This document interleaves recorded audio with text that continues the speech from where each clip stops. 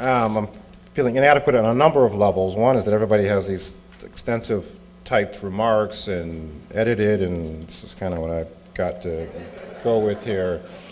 And truthfully, I'm not that comfortable receiving awards in this kind of, I guess some people who know me would say I probably like to be honored, but not the formality of it all, I think.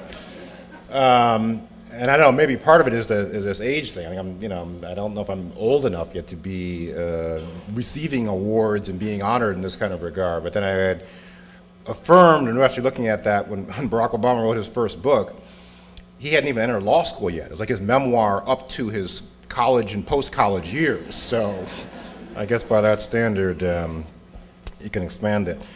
But I think that seriously, part of the reason that I truthfully don't feel, like I'm special or unique in that regard is that, for one, you just kind of do what's in front of you, and Deborah was saying, Steve, written 100 things. I got pissed off 100 times, and so I wrote something about it, But you do just kind of do what's in front of you, and then you look back, and maybe it does all kind of add up to something.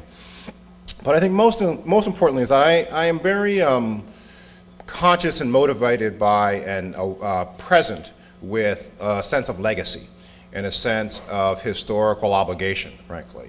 And I mean, it was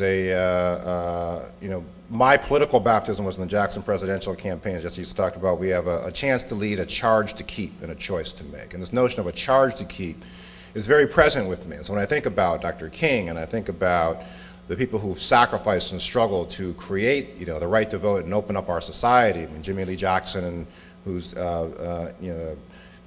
18-year-old in Selma, Alabama, who was killed, whose death led to Bloody Sunday, the Selma Montgomery March. He was killed defending his mom during a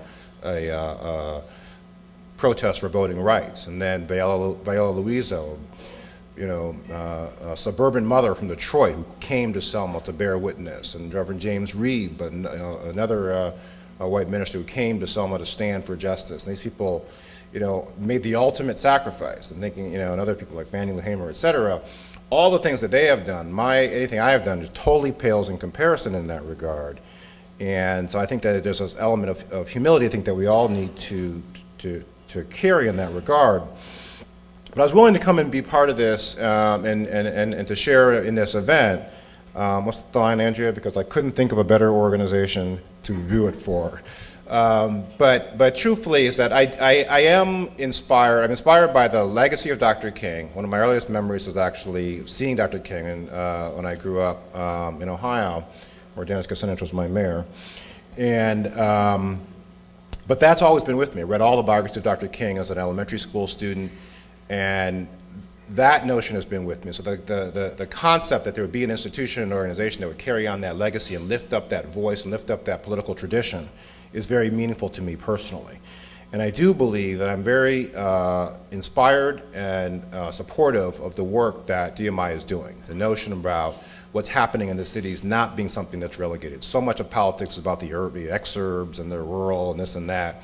And what about poor people who live in the cities? Who's actually lifting up programs and bringing focus and attention to those communities? So the fact that DMI is carrying on that work is very significant.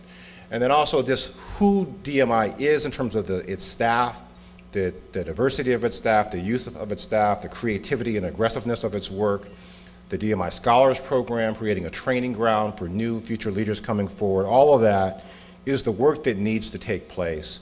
And I think it is the work that Dr. King would want to see moving forward. And so that's the reason that I was really pleased to be here. That I am, in fact, honored by this opportunity, humbled, frankly, to be with so many people here today.